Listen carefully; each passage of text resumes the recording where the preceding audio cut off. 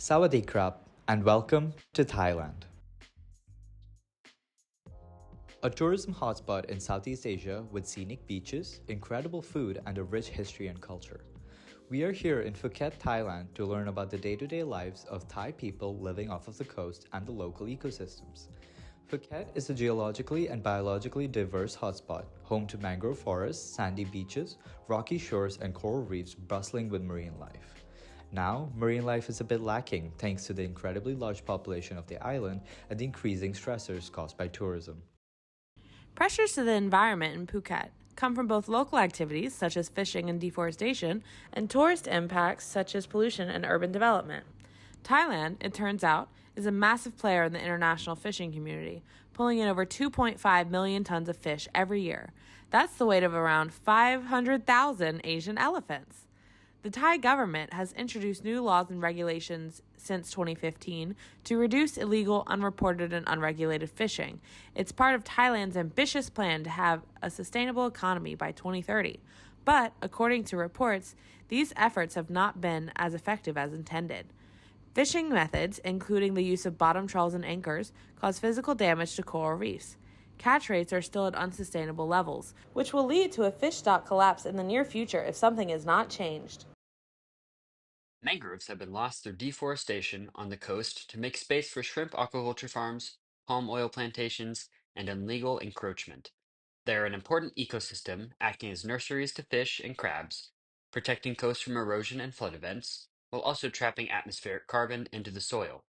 Protective measures have been implemented like this in Ta Chachai Mangrove National Park, which has seen some improvement in crab stocks, but are still under threat from urban development. Millions of people flock here every year for Instagram photos, pad thai, and relaxation. However, they often forget the impact they have on the lives of the locals and the environment they depend on for their livelihood. A quick Google search of Phuket shows pristine and clean beaches, explicitly showing their importance to tourism. In reality, these beaches are few and far in between. Improper waste disposal, including plastics and other non biodegradable materials, end up in the ocean, choking marine life and degrading water quality. And it is not only the beaches that have pollution problems. Phuket's intertidal zones face severe trash pollution, with plastics, fishing gear, and waste disrupting ecosystems. On top of human-induced pressures, natural events such as tsunamis pose significant challenges. The 2004 Indian Ocean tsunami caused massive destruction to coastal ecosystems in Thailand. This included the flattening of coral reefs and mangroves. This left certain areas vulnerable to erosion and further destabilized the balance of species. These changes don't just cause a loss of biodiversity, they create a difference in how these ecosystems function, often reducing their ability to provide services such as water filtration and fish nurseries. One of the most devastating effects of tsunamis is the influx of sediment into intertidal and nearshore zones. This sediment can smother whole reefs and other environments, cutting off essential sunlight and leading to widespread coral mortality. Sediment-laden water can also clog the gills of fish and other marine organisms, adding another layer of stress to an already struggling ecosystem. One example of the impacts we have talked about is Nayang Beach and Siranat National Park. These areas are struggling as a result of tourism waste, noise pollution, and many fishing boats on the horizon that contribute to overfishing in the area. Discarded nets are particularly harmful, entangling marine life and degrading into microplastics that threaten wildlife and human health.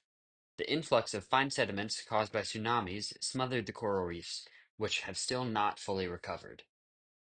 So as you have seen, the ecosystems of Phuket are faced with many pressures that have led to habitat loss and degradation. You might be asking yourself, what can I do about a problem like this?